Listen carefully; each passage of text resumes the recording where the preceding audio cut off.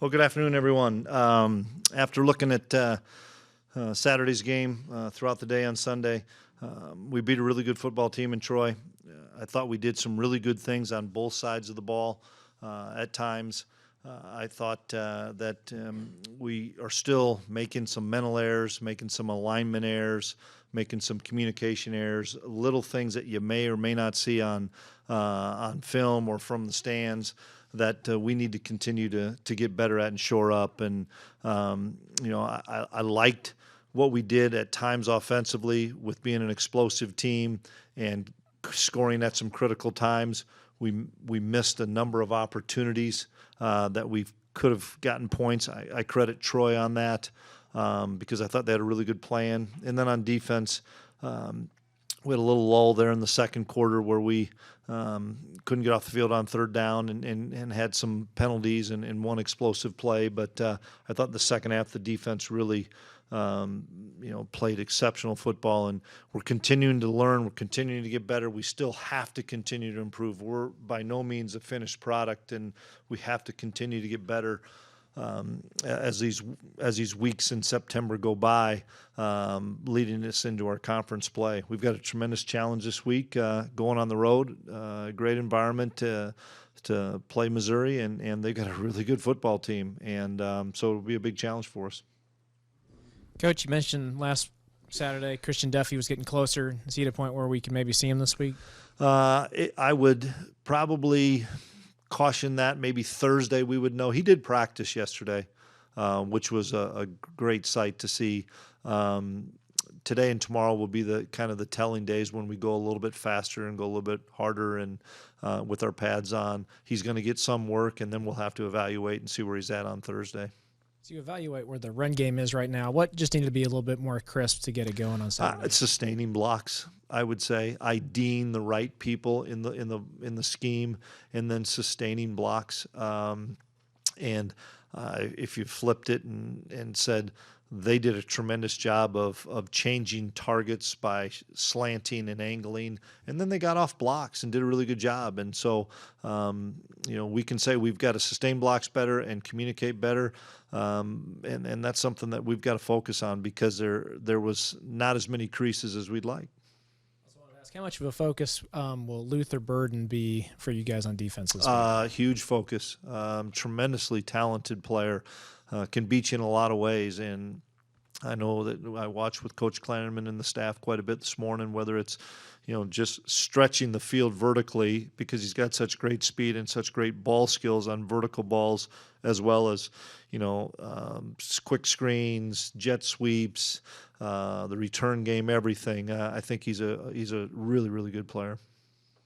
Picking up on that, has Missouri shown its upside to its offense, or is that still unexplored this season and they've got much more they can do? I think they've got much more that they can do, but I think I think we do too, both sides of the ball. I think that's the unique thing about the game this year is, and I went back and looked at last year's game. There's a lot of guys on both sides that have played in this game, and veteran guys up front on both sides of the ball, veteran quarterbacks that you don't just watch last year's game in the first two games of this year. You got to watch a lot of last year's games as well to dive in deeper and deeper to see of any advantages you could have or tendencies, so to speak. But with the veteran quarterbacks that each team has, as well as really good players on both sides of the line of scrimmage, O-line and D-line, I don't think either team has probably scratched the surface of what they can do. How stout is this Missouri defense? Really good. They're very physical. We're talking about sustaining blocks. They don't stay blocked. They do a great job of block destruction, and then they're really fast and they play really good man coverage. They break on the ball well in zone. Once again, there's a lot of guys that have played a lot of football on that side of the ball for them on defense, and it's going to be a big challenge for us. We have to find way. We have to be able to rush the football. You can't say you're going to go in there and throw it 50 times. Now, can we find ways to rush the football? That's it's what is it, Tuesday afternoon, and we're still seeing how we can do those things. Finally, does anything linger from how last year's game ended? Trying to think how last year's game ended because it was a long day out there. Not really. Oh no. I never even thought about that. Now that you say that, Fitz, I never even thought about that. No, just a weird day in general with the amount of delays that we had and how hard it was raining. I know it was very difficult for us to throw the football. I know it had to be really difficult for them to throw the football. I mean, it was pouring, and so no, it was just a very, very strange day. You've given up one touchdown so far and are number one in rushing defense. How good is the defense doing so far? They're playing well. I think there's more in them on defense for sure. A couple things I'd say about that is, we're still we were better in block destruction on the perimeter this Saturday than we were the Saturday before with some of the bubbles and some of the perimeter run where we were able to get off blocks. We still are missing a few too many tackles. And some of the things that we're showing people, you're not running into that. And if you are running into it, we're probably going to stop it. We've probably got to flip the script a little bit because of, some people, whether or not we're exposed a little bit in the passing game, haven't played as well in the passing game. Some of that is because we're just short in the passing game, trying to outnumber them in the run.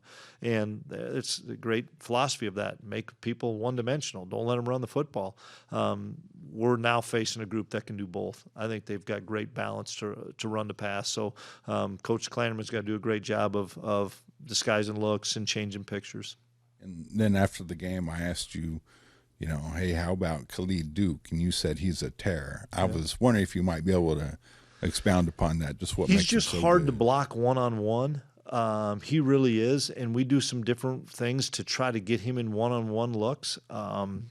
And he's just very aggressive, very tenacious rushing the passer. He's got a lot of different moves. He's not just a speed rusher. He's a power rusher. He can be a finesse guy. And he's a guy that just refuses to stay blocked. And he does a great job with extension and getting off blocks. And then he can really run. And, he made a couple of sacks that were really, really big-time plays in three-man rushes where, it's one-on-one and he can beat somebody on the edge.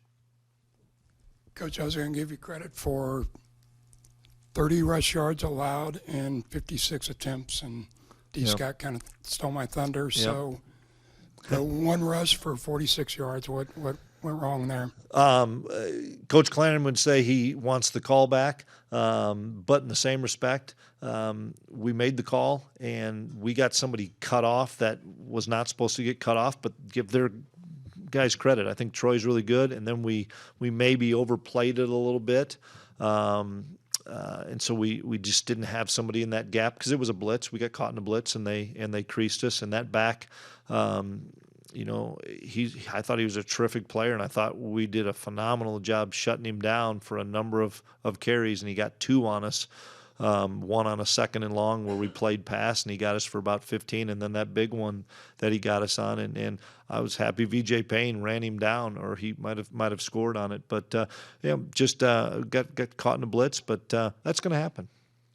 Does Missouri's speed defensively jump out as much as anything at you? Absolutely, yeah, they're really fast, but you combine that with the fact that they're really physical and dominant up front and at linebacker. They don't probably need to always have the extra player in the run fit because they do a really good job of getting off blocks, and then they can lock you up and play man coverage. And there's a lot of veteran guys that have played a lot of football for them. So they've got great team speed, but then throw on the fact that they're really physical up front. How well is Brendan Mott making his statement up front? He's playing well. We talk about Duke, Mott, and Nate Matlock are playing really well. And to be able to have those guys and Cody Stuffle being rotate four guys, we're keeping those guys really fresh. But Mott made a couple really good.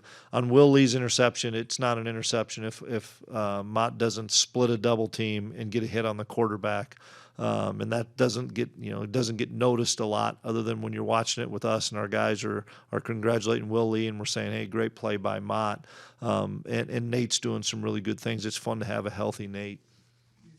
few flashes in a real game for Tobias and Sami. Does they kind of push you to put them on third down a little bit more? Yeah, we're continuing to experiment, so to speak. When he's on the field, maybe Duke's not. We've got to be smart on that too. He's he's an exceptional pass rusher. Now, can we get him on the field? Are we going to have him as a defensive end? Can he play linebacker?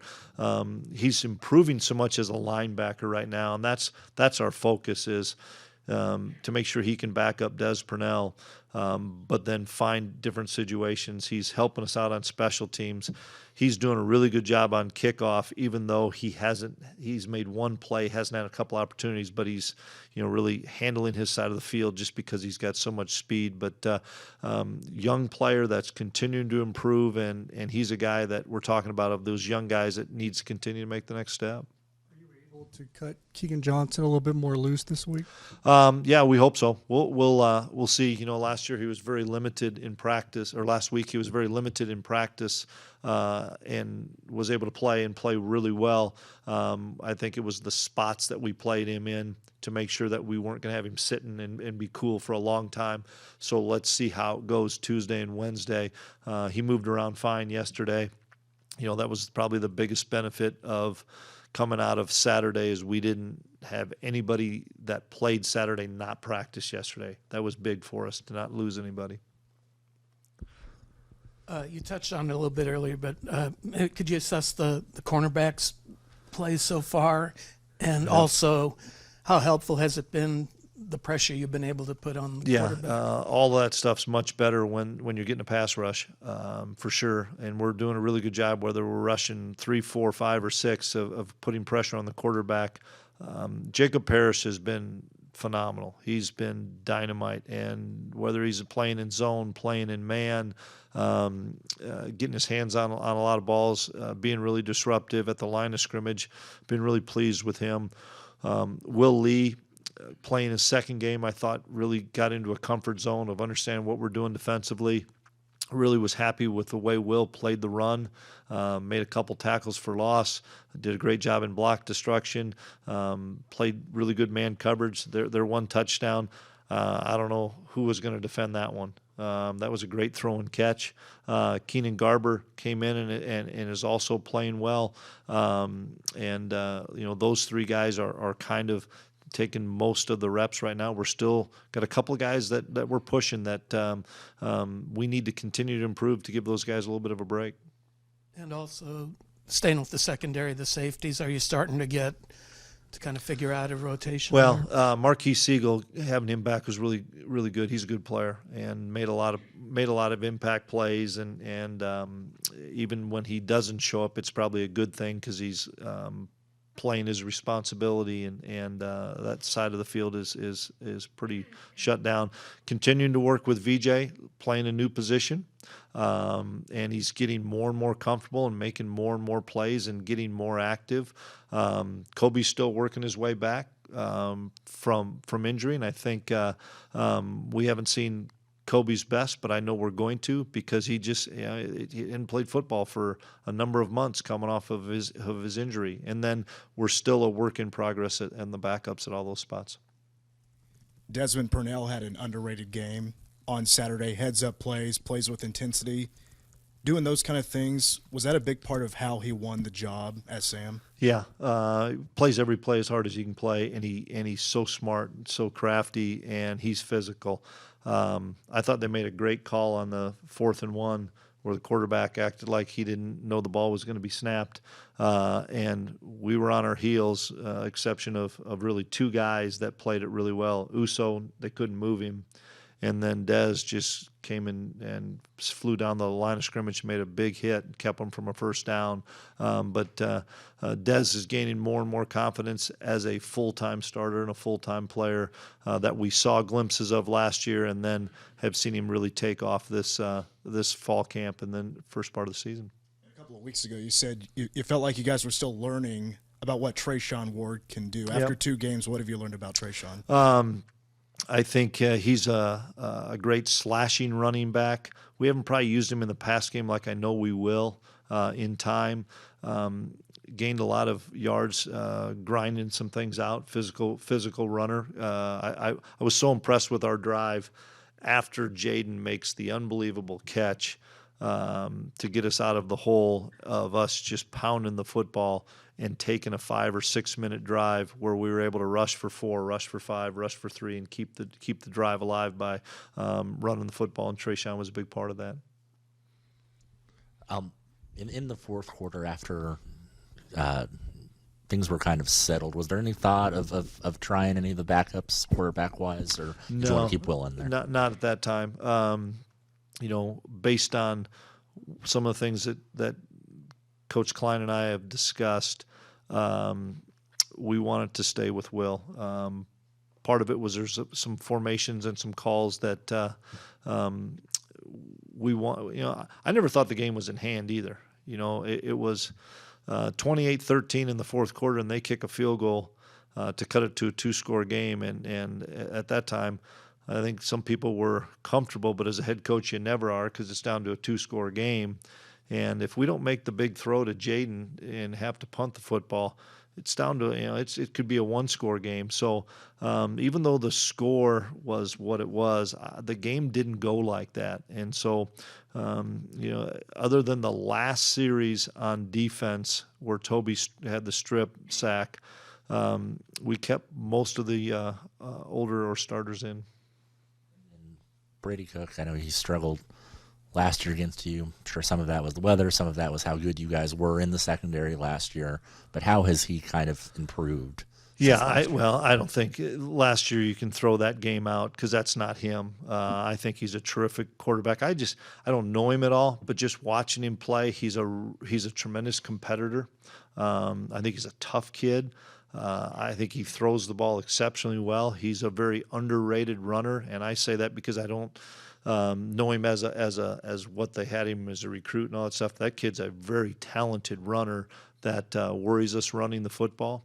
But I think he throws the ball really well. And I remember the game and Adrian saying, Coach, we're calling these pass plays, and it's hard to grip that ball. It was waterlogged. So I know that Brady couldn't grip the ball any better than Adrian could. So I take that game out of it. And we made some good plays, but some of that, a lot of that had to do with the weather. And so, we kind of took that. We've taken a lot of the plays of that game, but not the results of the plays, because I think there's some of the things that we're susceptible to that they'll probably come back to.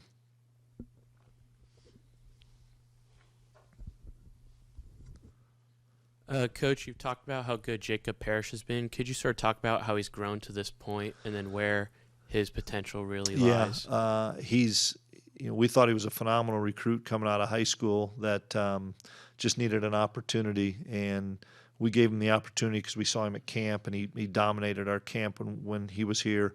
And then I thought he did a tremendous job as a freshman saying, okay, I know I'm not quite where Echo and Julius are.